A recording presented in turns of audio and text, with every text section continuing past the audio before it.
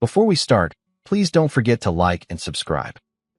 Lucci's Bistro was all candlelight and soft jazz, the kind of place that made you feel like your love story mattered. I'd reserved the corner booth 2 weeks ago, ordered the same champagne we toasted with on our honeymoon. I even had roses delivered to the table, her favorite, the peach ones with red tips. It was supposed to be our 6th anniversary. I checked the time again. 8:44 p.m. I'd been sitting there since 6:55.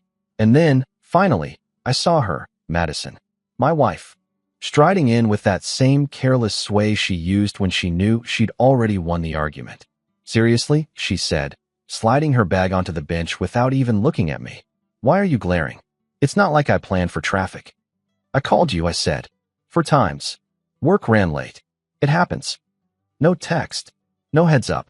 You just let me sit here like a fool?" She grabbed the champagne glass without blinking. "You're being dramatic." I leaned in, voice low. "You missed our anniversary dinner." She finally looked up, and I swear, there wasn't a trace of apology in her eyes. "Daniel, I don't need a reminder of something I wish I'd never signed up for." My stomach twisted. "What did you just say?"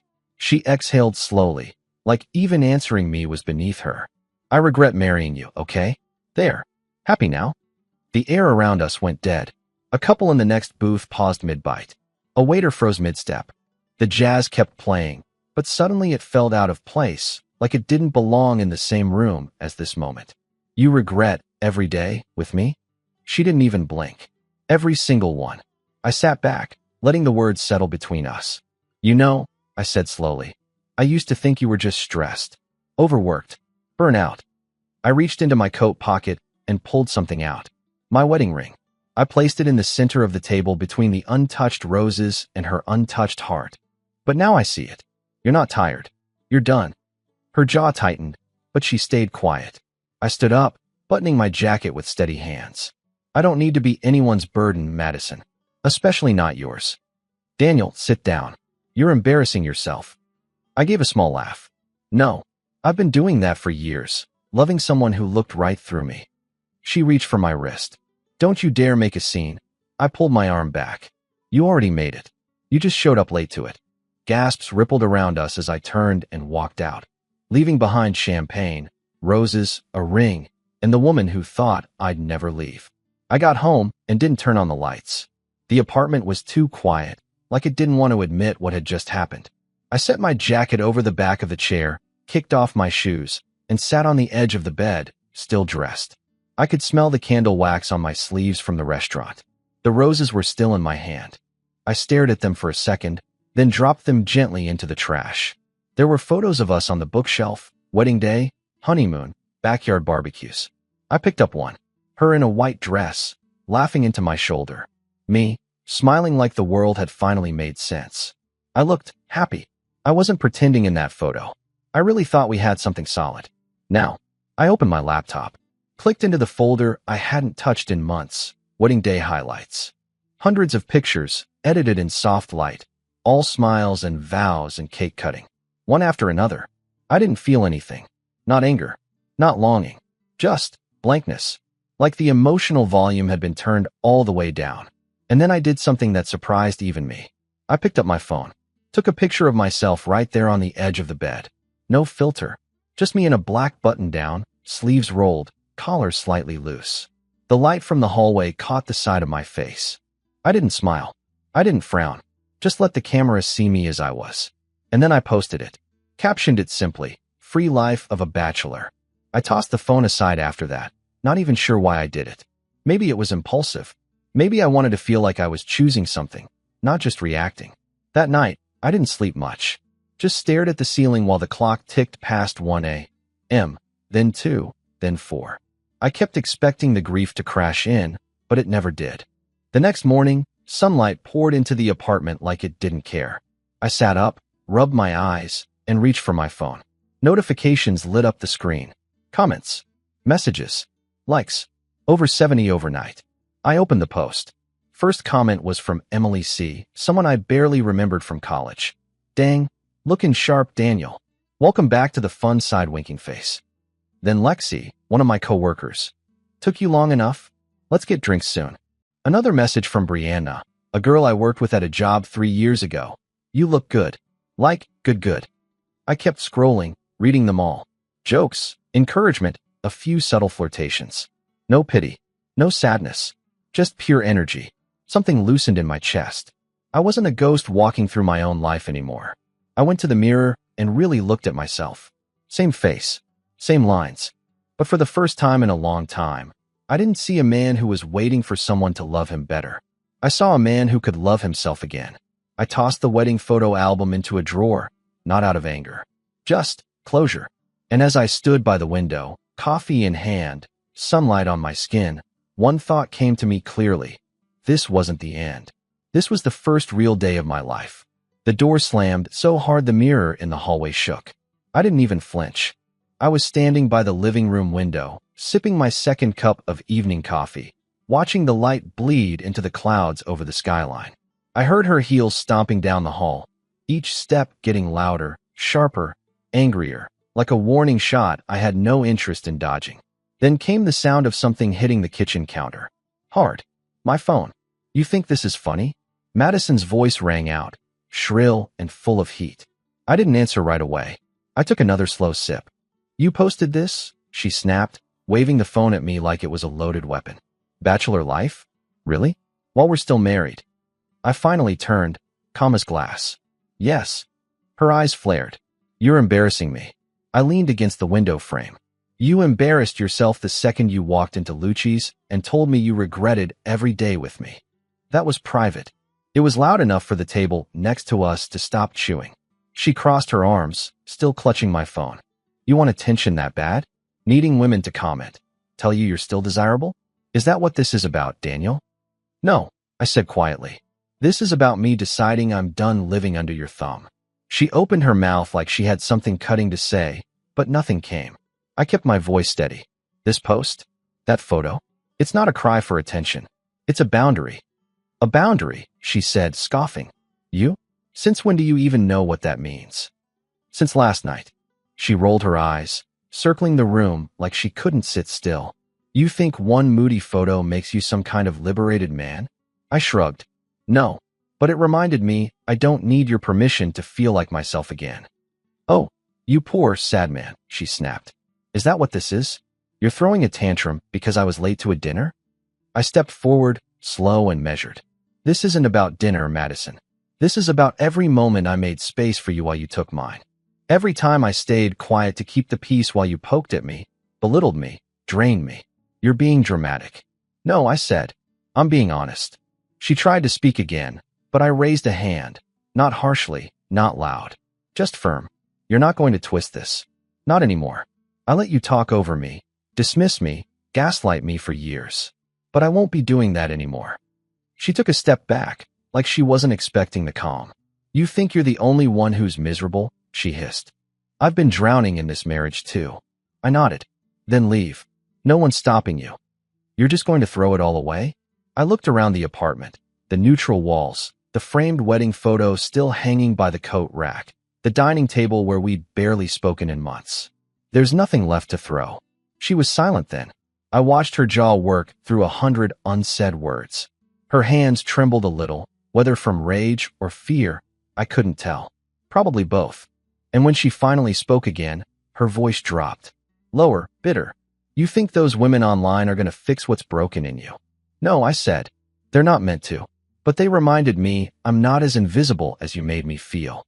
She blinked, fast. I could tell she wanted to lash out. Say something cruel. Rip me apart like she used to. But I didn't give her the chance. You wanted control, Madison. You had it. You used it. And now I'm done handing it over. A long pause filled the room like smoke. She grabbed her purse off the kitchen chair. This isn't over, she muttered. I nodded once. I didn't expect it to be easy. And then, without another word, she left. No door slammed this time. Just a quiet click behind her. I looked down at the phone she left on the counter. Notifications still buzzing. I didn't open any of them. I just stood there, staring at the space she used to fill, and realizing it didn't feel like a loss anymore. It felt like breathing. You're buying the first round, Jacob said, clapping me on the back as we stepped out onto the rooftop. The air up there was different, cooler, freer, with the golden haze of sunset brushing every glass tower in the city with orange fire. People mingled around us in low conversation, drinks glittering in their hands, music humming beneath the laughter.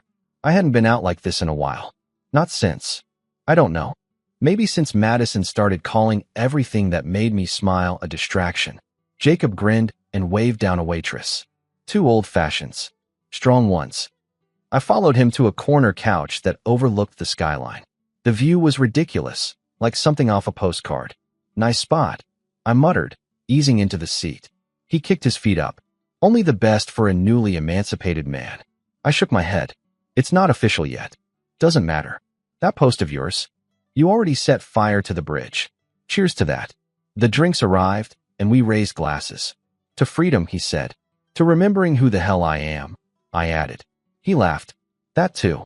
We sipped in silence for a few beats, watching the last of the sun melt behind the cityscape. Then Jacob leaned forward, grinning like he'd been holding something in all day. Okay, you need to know something, he said. What? He pulled out his phone and scrolled. So after you posted that photo, guess who texted me? I raised an eyebrow. Madison. That caught me off guard. Seriously? He nodded. Yeah. She asked if I put you up to it. Wanted to know what I've been feeding you. Like you're some lost puppy I dragged out of the pound. I huffed out a laugh. Wow. He wasn't done. Then she said, and I quote, Daniel doesn't do things like this. It's not him. I stared at him for a second. So now I'm not allowed to change? She's losing it, man. You've lived under her control for so long. She can't handle the idea of you making moves without her permission. That sat with me for a moment. Jacob leaned back and looked at me seriously. You know, I always wanted to say this, but I didn't think it was my place. Say it. He pointed at me. You've been walking around like you owe her something. For years. Like you're apologizing just by existing. It's been painful to watch. I looked down at my drink, letting his words sink in. You're not that guy anymore, he continued. And she knows it. That's why she's unraveling. I think she thought I'd come crawling back. Jacob snorted. Of course she did. That was the script in her head. You post something bold. She storms in. You feel bad. You apologize. She resets the power dynamic. I chuckled dryly. She did try. But you didn't bite. That's why she's scrambling. And honestly, it's kind of fun to watch. The sky had turned deep amber by then, with streaks of lavender curling through it like brushstrokes. I turned my head toward the horizon and just breathed. The city buzzed around us, but for the first time in years, I didn't feel like I was in survival mode. You know what's weird? I said. Jacob raised an eyebrow. Besides your marriage? I smiled faintly. I don't feel broken. I thought I would, but I don't. That's because you're not. He gestured with his glass. You're finally telling the truth. And there's power in that. We sat there for a long while. No rush, no tension, no eggshells to tiptoe around. Just 2 old friends, a fading skyline, and the quiet satisfaction of knowing the ground beneath my feet finally felt solid again. As the lights of the city flickered on one by one, I leaned back and let myself smile. I wasn't trying to win anymore. I was just done losing. The envelope was small, square, and sitting on my desk when I came back from lunch. It was handwritten, oddly formal for a bunch of people who mostly communicated with emojis and reaction gifs. I opened it and immediately smiled. Housewarming this Saturday, 7 p.m. No partners this time, just you. Jillian. Jillian was one of my newer co-workers, smart, sharp-witted, and always in control of every little office event. I liked her energy. She'd seen my recent post, dropped a quiet about time, and never asked questions. I hadn't RSVP'd to a party in years without checking with Madison first. Now I didn't have to check with anyone. Saturday rolled around, and I showed up with a bottle of wine and 0 expectations. The moment I stepped through the door, laughter, music, and warm lighting wrapped around me like a comfortable jacket. People I hadn't seen in months, some even years, turned their heads and greeted me like I'd just come back from the dead. Daniel, man, you look different, someone said. I heard that same phrase 4 times in the first hour. Different apparently meant alive. I moved through the kitchen, refilled drinks, shared quick jokes, and for once, the smile on my face wasn't polite. It was real. There was no tension in my shoulders. No invisible leash pulling me back to a phone vibrating with someone else's approval. I wasn't keeping tabs on anyone but myself. And then I heard my name again, softer this time. Daniel. I turned. There she was, Maya Rivers. I hadn't seen her since our senior year of college. Back then, she was all sunflower earrings and protest signs, the kind of girl who read poetry out loud at open mics without blinking. Now, same warmth in her smile, same calm in her voice. Maya, I breathed. Wow. It's been too long, she said, hugging me like we'd just bumped into each other yesterday. I almost didn't come tonight, but Jillian said you might be here. I figured that was the universe giving me a nudge. We ended up taking our drinks to the balcony, where string lights swayed gently overhead and soft music spilled out through the open windows. We talked. Not surface-level chatter, either. Real conversation. About the weird ways life bends, the jobs that drained us, the people who tried to control us, the ones we let. She laughed when I told her about the photo I posted. That's bold, she said, grinning. But I get it. Sometimes it takes something loud to break a silence that's been choking you. Her words hit deeper than she probably meant them to. I nodded. You ever been in something like that? Where silence wasn't peace, it was just pressure. She looked out at the skyline for a moment, then back at me. Yeah, I stayed with someone who didn't raise their voice. But they lowered mine. And it took me years to realize that's still abuse. That sat heavy between us, but not uncomfortable. Just honest. She smiled gently. You look lighter now. Like someone who finally gave himself permission to exhale. I looked at her and realized I had exhaled. Not just tonight. Slowly, piece by piece, over the last week, I'd been letting go of everything I didn't realize I'd been holding. By the time we went back inside, the music had picked up, the lights felt brighter, and the air around me buzzed with something I hadn't felt in years. Not hope. Something better. Clarity. We were mid-laugh about some terrible college band we'd both pretended to love when I heard the front door slam. Not close, hard. Like it had something to prove. The party didn't stop right away, but something shifted. The music still played, glasses still clinked, but a chill seemed to slide in under the laughter.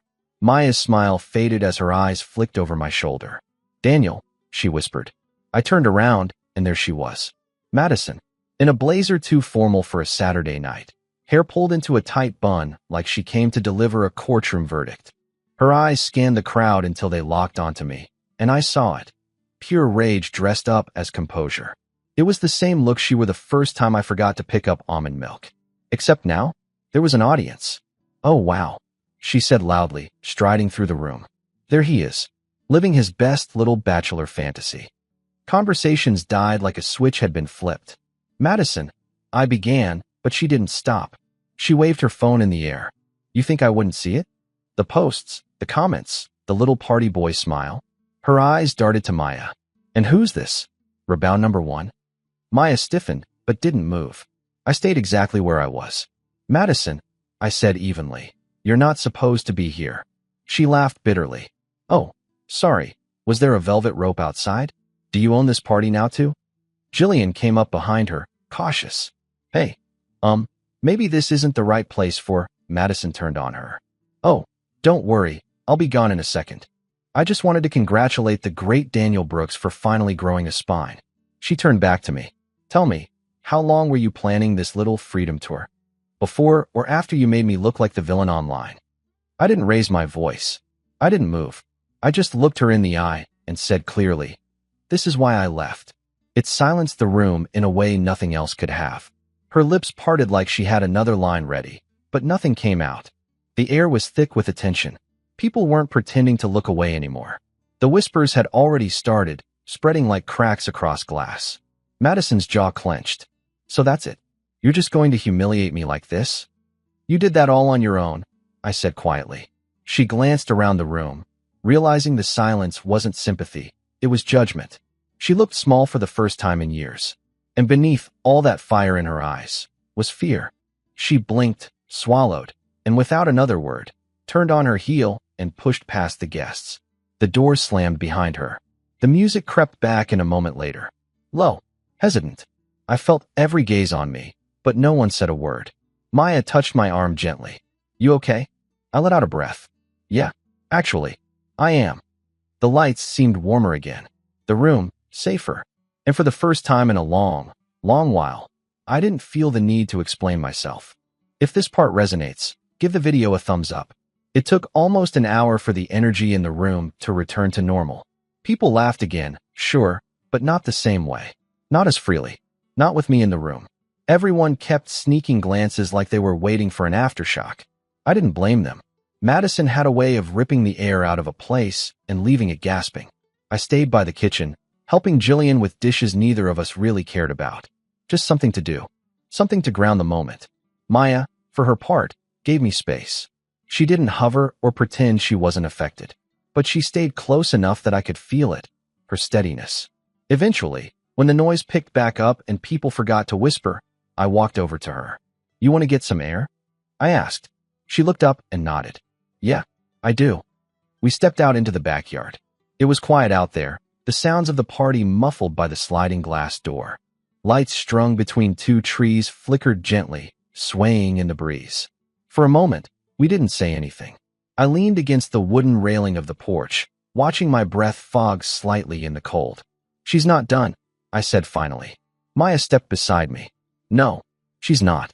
She's unraveling. I've seen her angry before, but this," I shook my head. "That was something else. The way she came in tonight, like she needed a scene." "She needed control," Maya said quietly. "And when she realized she didn't have it anymore, she panicked." I looked over at her.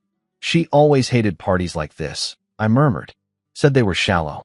That I only liked them because I wanted attention." Maya tilted her head. "Was that true?" "No," I said. "I liked them because they reminded me I was allowed to be more than just a husband. I liked remembering that people saw me." "That's not shallow," she said. "That's human." I watched her for a moment. The way the soft light played across her cheek, her hair catching in the wind. She wasn't just kind. She understood. There was a difference. "I know it's none of my business," she continued, voice gentle. "But her showing up tonight like that, screaming at you in front of your friends, that's not normal. That's someone spiraling." I nodded slowly. "She wasn't always like this," I said. "But she is now." I swallowed. "Yeah." We fell into a silence that wasn't heavy, it just was. The kind that holds space for everything that can't be solved in one breath. Then Maya turned toward me. "You don't have to carry the weight of her choices anymore, Daniel. You're not responsible for her behavior." "That's hard to believe sometimes," I admitted. "She used to make everything feel like it was my fault. Like I'd failed her." "That's manipulation," she said, without blinking. "And the fact that you still feel guilty? That's the mark of someone who tried too hard for too long." I let that sit. She stepped a little closer, her voice quieter now. "You're not broken. You're just used to being blamed." I met her eyes. "And what am I supposed to do with that?" Maya gave me the smallest smile. "You keep standing. You rebuild. And you let people fight for you this time." I breathed in slowly, then exhaled through my nose. "It's strange," I said. "I thought I'd feel more relief. More celebration. But instead I feel like I'm watching something dark unravel, and I'm not sure how far it's gonna fall." Maya didn't say anything right away. She just rested her hand lightly on my arm. "I don't think you're watching it fall," she said. "I think you're finally standing far enough away to see it." I looked down at her hand. Solid. Present. "I'm not trying to move too fast," I said quietly. "I don't even know what this is." "You don't have to know," she replied. "I'm not here to rush you." I nodded. The wind stirred again, and the trees above us rustled like they were exhaling too. "You're worth fighting for, Daniel," she added, softer now. "But only if you stop handing your life to people who use it as leverage." And for the first time in years, I didn't feel defensive when someone said that. I felt seen. It was close to midnight when I got home. The apartment was still, the kind of quiet that used to feel like loneliness, but tonight, it just felt like mine. I dropped my keys in the dish, kicked off my shoes, and sank into the couch. The soft glow from the living room lamp lit up the empty space around me. I pulled out my phone without thinking. The post I made earlier that week, still climbing in likes. A new wave of comments had rolled in after the party. People I hadn't heard from in years were suddenly dropping in with fire emojis, congratulations, freedom quotes. It was a lot. Most of it was harmless. Light. But then, between the usual, "You look good, man," and "proud of you," there was one comment that stopped my thumb cold. "It's good that you left your unfaithful wife." That was it. No emojis. No name I recognized. Just a faceless account and those 8 words. My heart didn't race. It didn't even drop. It just stilled. I clicked the profile. Private. Username, Alex, 94 work. Mutuals? None. Or so I thought, until I noticed the workplace tagged in a pinned post. Sable and Flynn Group. Madison's firm. I stared at the comment again, rereading it 3 times. Then I typed out a message. What do you mean by that? I hovered for a second, then hit send. No response. Not that night. Not the next morning either. I didn't expect one. But then, around noon the next day, a message pinged through. Can we talk in person? Cafe Brody. For PM. Please don't mention this to anyone. 4 o'clock found me standing at the window of Cafe Brody, hands tucked into my jacket, eyes scanning the street. He walked in 5 minutes later. Late 20s, wiry, nervous. Short cropped hair and an anxious habit of checking over his shoulder every few seconds. Alex, I asked, stepping forward. He nodded once. Daniel. We sat near the back, away from the door. The hum of the espresso machine covered the silence between us. I shouldn't be doing this, he said, eyes flicking around again. Then why are you? He swallowed hard. Because. I think you deserve to know the truth. I didn't blink. I didn't press. I let the silence do the asking. He leaned in, voice low. I work with Madison. Been there about a year. I don't know her well, but people talk. Especially in open offices. And there's a guy, Cameron. He's in commercial accounts. About 10 years older than her. Married. They've been close. My stomach didn't turn. My pulse didn't spike. I just listened. People started noticing after the Miami conference, he continued. They came back different. Touchy. Private meetings. Coffee runs together. That kind of thing. You're sure? I've heard stuff. From people who've seen things. Texts. A photo or two. I never said anything because, honestly, I didn't think it was my place. But when I saw your post, something just clicked. I stared into my cup. It was cold now. Untouched. Alex looked down, fidgeting with his sleeve. I can ask around, he said. Discreetly. If there's anything real, I'll find it. You deserve that much. I met his eyes. If you're sure, then, yeah, I want to know. He nodded, stood, and left with a quiet urgency, like he'd just detonated a bomb and didn't want to be near when the smoke cleared. I sat there a long time after he left. Not because I was in shock, but because deep down, part of me had known. And now, I just wanted the truth, every inch of it. It took Alex 3 days. 3 days of silence. No updates, no texts. I tried not to check my phone every 10 minutes. But truth has a strange way of making your hands restless. Then, on the 3rd night, a message buzzed in. Got it. Check your inbox. Attached, 2 screenshots. One was a company Slack thread, late-night timestamp, casual but flirty. The other? A photo, taken at a rooftop bar, blurry but undeniable. Madison, her hand on a man's chest. Lips on his. I didn't zoom in. I didn't need to. I stared at it for maybe 5 seconds, then saved the image and deleted the message thread. No rage. No despair. Just something cold and final settling in my chest. I opened Instagram. Scrolled to the last photo I'd taken. Me on the rooftop with Jacob, the city lights behind me, a quiet smirk playing on my face. I posted it with 5 words. Finally divorced and free. No hashtags. No explanation. I left it there like a signature on the last page of a long, ugly chapter. The reactions started within minutes. Friends, coworkers, even strangers cheering me on, demeaning me like I'd just crossed some invisible finish line. But I wasn't celebrating. I was bracing. At exactly 7:43 p.m., the apartment door burst open like it had something to prove. Madison. Again. You really posted that? She snapped, waving her phone like it was proof of some crime. You're telling the whole world our business now.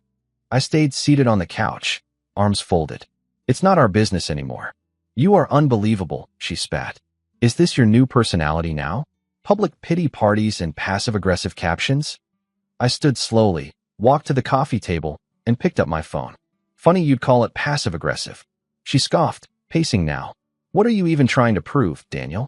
That you're some kind of victim? That I'm the monster in your little freedom fantasy?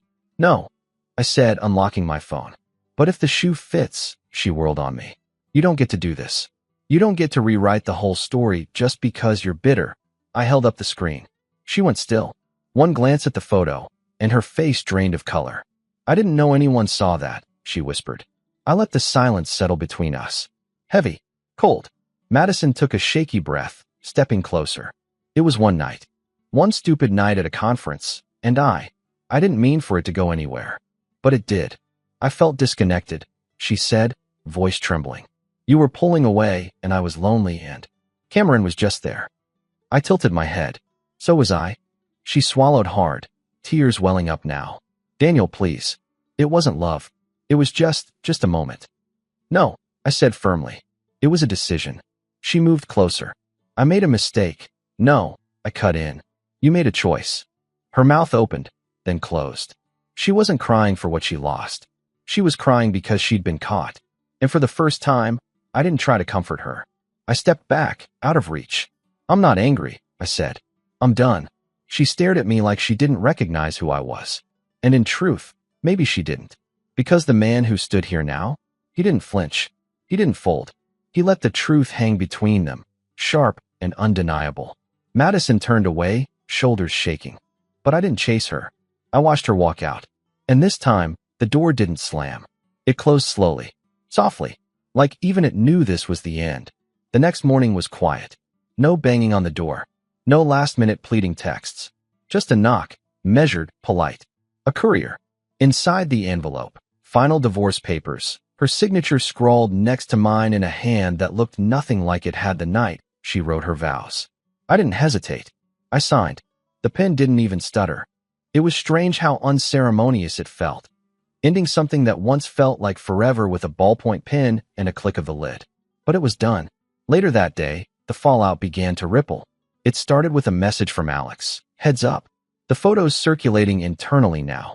By the time I checked LinkedIn, Madison's profile had gone dark, removed from Sable and Flynn's public site. Her name erased from the executive directory. Just like that. A few texts trickled in from people we used to know. Curious ones, careful ones. Hey man, is it true what people are saying about her and Cameron? I always thought something was off with her at that firm. I didn't answer any of them. I didn't need to. The truth was taking care of itself now. It wasn't just a breakup anymore. It was a spotlight. And for once, I wasn't the one squinting into the glare. Within 2 days, Madison was no longer employed. The company issued some vague internal memo about professional boundaries and policy violations. But the whispers filled in the gaps.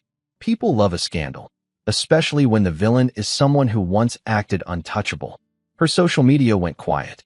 Then it got worse. Someone sent me screenshots of a dating forum. Madison's name had been mentioned. Unfaithful. Manipulative. Corporate ladder climber. It wasn't rage I felt. It wasn't vindication either. It was closure. A cold, quiet kind. The kind where you finally realize you don't have to defend yourself anymore. The facts are doing it for you. Jacob called that night. Dude, I saw the company leak. She's radioactive now. I didn't say much. He laughed. You don't need to. It's poetic. And it was. Not because she got what she deserved, but because I got what I needed. Distance. Truth. Peace. I walked to the balcony and looked out over the city. Same buildings, same lights, but everything looked different now. The weight was gone. And in its place, room to breathe. The new place had floor-to-ceiling windows and creaky hardwood floors that sang under my socks. It wasn't big, wasn't flashy, but it was mine. No scent of lavender candles I didn't choose. No framed inspirational quotes on the wall. Just quiet jazz from a speaker in the corner, a worn-in couch, and a few unpacked boxes that could wait a little longer. I set a coffee mug on the windowsill and looked out at the late morning traffic below. People moving, lives buzzing, the city breathing on without a pause. And me? I was still standing. Social media hadn't stopped since the divorce post. But now the comments were different. Not pity, not drama, just people showing up. Never seen you smile like that before. Man, your energy is different now. Brighter. You look like you finally remember who you are. And they were right. Photos filled my feed. Sunlight, rooftop hangouts, spontaneous coffee runs with Jacob, Maya tagging me in memes that made me laugh out loud at work. Not everything was perfect. Some nights were still quiet in that lonely way. But even those had peace in them now. Because this wasn't emptiness anymore. This was space. Space I'd never had before. Space to think, to heal, to grow, and to finally be heard by myself. One night, Maya and I sat on my balcony, wrapped in blankets, watching the lights flicker across the skyline.